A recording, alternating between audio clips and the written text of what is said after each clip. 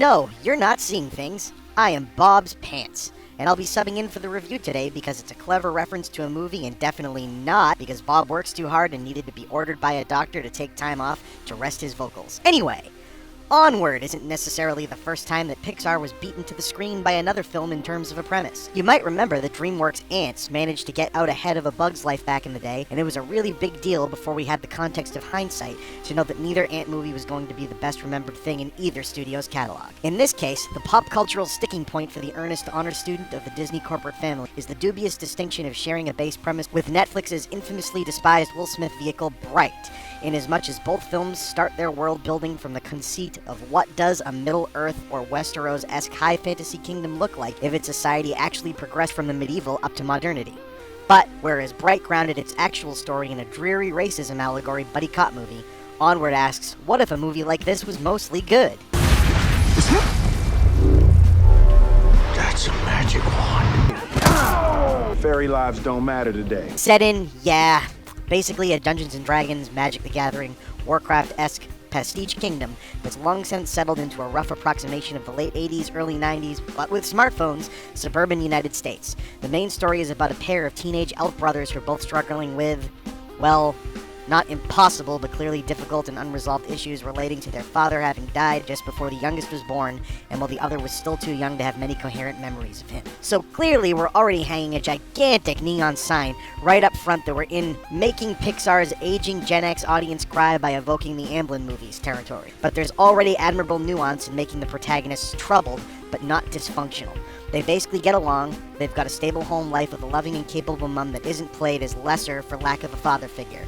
The main issues are that the older brother Bartley is kind of a screw-up, and younger brother Ian is terminally lacking confidence, which, he's begun to assume, would not be the case if he'd known his father. The main plot is set in motion when, on the occasion of Ian's 16th birthday, Mum reveals that their father left a gift given to both of them, that when they were both of age, a relic from when their world was more explicitly magical, which can activate a spell to return him to life for 24 hours to meet them as young men. But something goes wrong, causing only Dad's bottom half to materialize. So with the clock ticking, the brothers set out to find another relic to complete the spell, reasoning that Bartley's obsession with a D&D-esque role-playing game, which in their world is marketed as being a historically based product, can serve as a guide. So, it's a fantasy quest movie as teen road trip movie, clever mashup, very execution dependent, and the execution is overall very solid.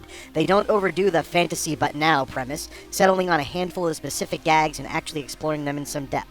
Most notably getting a ton of mileage out of an adventurer's tavern rebranded as a family-themed restaurant run by Octavia Spencer as a mostly domesticated manticore. Otherwise, where you'd expect lesser versions of this to try and shove as many premise-based gags into the runtime as possible, ONWARD wisely settles into being a largely straightforward mismatched brothers road trip movie that happens to take place in the bizarre setting, with the magic lore business kicking into high gear as the stakes require in Act 3. But only to the degree necessary. The eventual Goonies-esque treasure hunt stuff takes up exactly enough time and has exactly the right "how did I not see that coming" payoff, and the B story about the mom trying to work out where they've gone is funny, and she ends up as a really great character.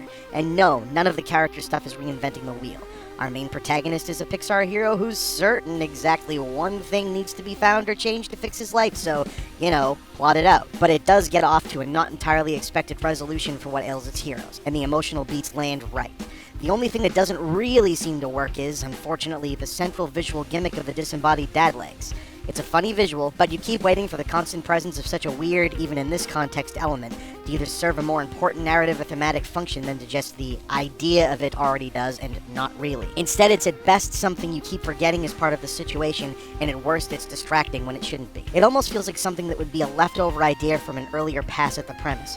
Maybe one where the expanded symbolism of them only remembering their father as a pair of legs, because they were so young when he was alive, was in some way vital to the context.